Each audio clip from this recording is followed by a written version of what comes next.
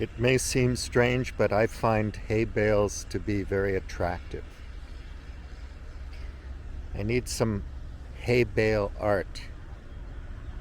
Does anybody paint hay bales, haycocks, anything having to do with hay?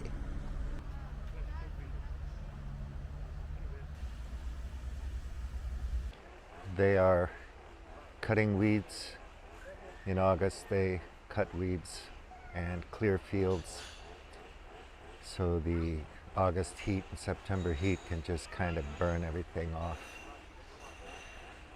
So, anyway, yeah, conservative, progressive, left, right, the whole spectrum.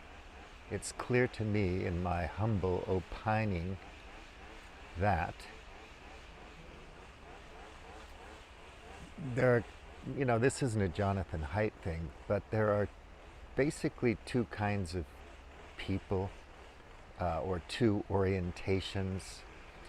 Of course, in the Machiavellians, different people he's commenting on have different terms for it, but we'll just say orientation.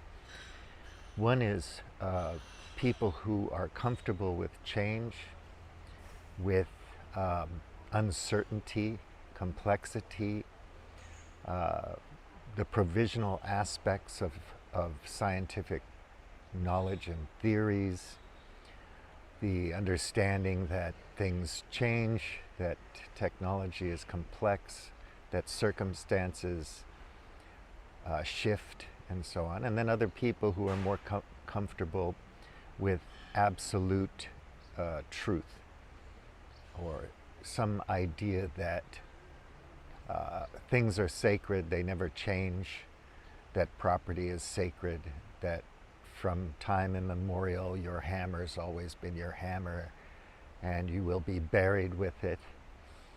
And for people who want absolute truth, who want to be comforted by knowing the absolute truth, metaphysics and religion and various kinds of philosophies are perfectly comforting, because their logic is in defense of this forever universe thing, this sacred, unchanging foreverness. So it suits dogmatism.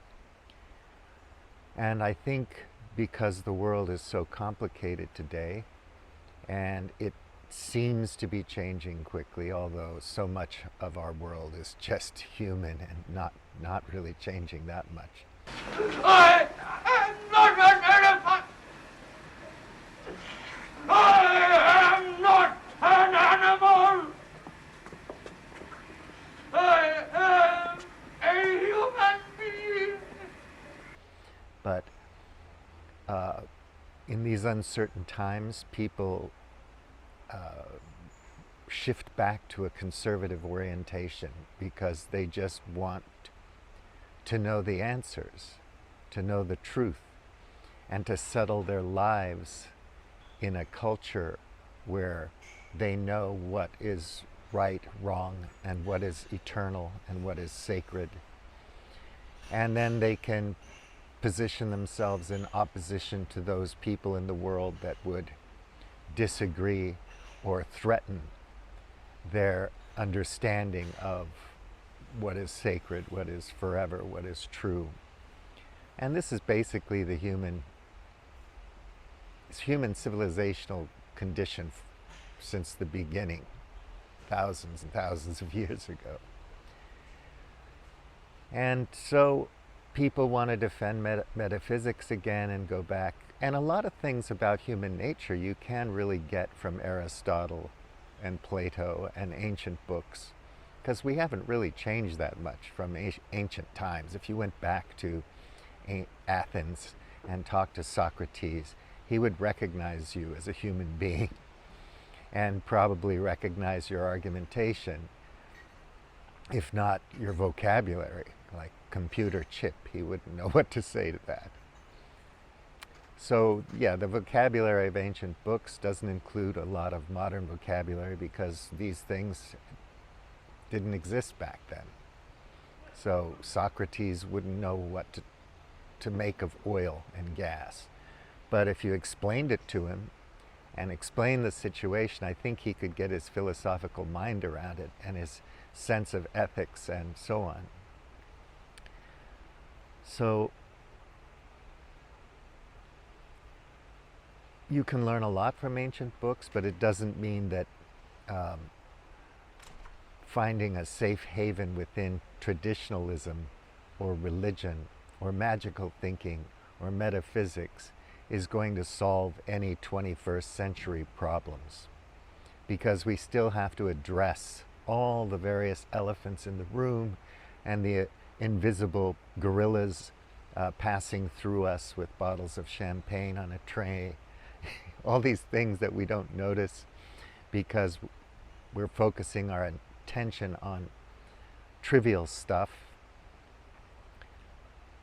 You can't ask people to spend their intellectual energy on deep pursuits of knowledge in any domain, because most of us just don't have the time or energy for that. So, understanding conservatism and the new right and perennialism and Orthodox Christianity and militant Hinduism and Islam and so on is important, because it's clear from our nature why we find these cultures attractive, because they have all the answers.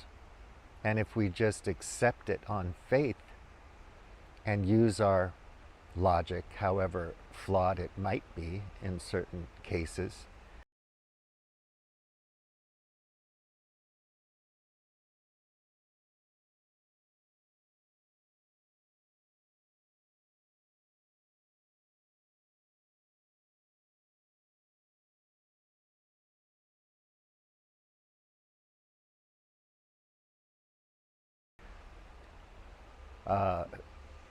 to defend it and to enter into that state of being in that culture, then we feel safe. That's salvation. And then we go to heaven. So, like Putin was saying, you have to understand, if we have a nuclear war, we go to heaven and they just die. Isn't that nice? And the other side thinks the exact same thing. So all those ISIS martyrs, they're in heaven right now. And all the soldiers who died fighting them are in hell or just dead, depending on what flavor of religion you believe in.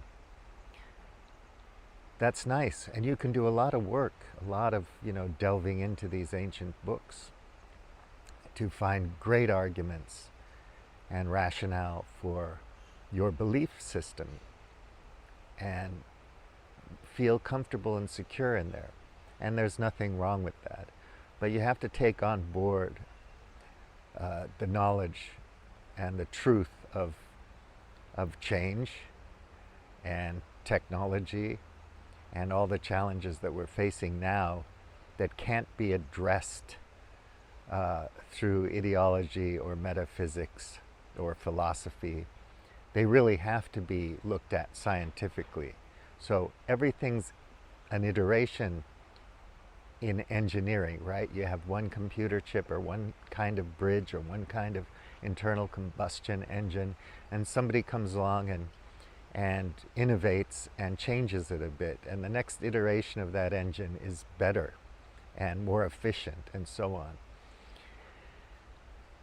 So a lot of our problems today are engineering problems and science problems and math problems. And we have the money and we have the human resources and the material resources to address these problems and fix them, but we don't have the will to invest in these things because we're so utterly committed to our ideological culture wars, which are much, much more satisfying and satiating than becoming an expert and tackling a very difficult technical problem. So scientific government, political science, social science, all of these quote-unquote sciences, will we ever get to a point where we can really take advantage of that approach to things? Or will we not? But I think the fact is now we're running out of time. Believe it or not, and for those of you who think the next world is better than this one, then obviously you don't care, which is fine. So you can just move on to the next thing, or whatever you like to do, which is great. And for the people who think that they can solve problems and, you know, create a slightly better world somehow, call it progress if you want, but just make it more comfortable and safe and secure and more exciting and interesting. You can go back to being ignorant if you want, or you can educate yourself, and you can fight for good education, whatever you think that is. But we're not going back to monarchies. We're not going back to the Middle Ages. We're either going to be dead or we're going to move on. And there may be a time when our civilization, our global civilization, collapses, where we experience decades of medieval feudalism again, or some kind of small tribal warfare between city-states. It could happen. But once our habitat goes and the ocean dies and the ice melts in the Arctic, yeah, you might have to fight with knives and shields again. Or we could blow the whole place up this year and next year in Ukraine or China. So it's a lot of fun to read these blogs, and they can be interesting and stimulating and so on, but at the end of the day, they can also be a tragic waste of time. Mind what you pay attention to. Think about it carefully. Obviously, if you're Jay Dyer and you aren't paying attention to Orthodox Christianity, you're making a big mistake. And he knows why, and he can tell you why. And that's just one example. But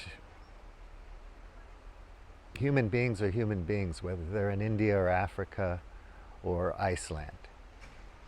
And there are certain things we have in common. So I'd really, really urge you to read the Machiavellians carefully, and the books I've suggested, and compare and contrast them with your other stuff.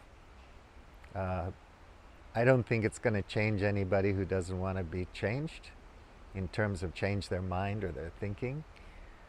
But for those of us who don't spend a lot of time delving into these things, you know, the intellectual trends of our time, various intellectual influencers, the intelligentsia behind various movements and political parties and states and so on,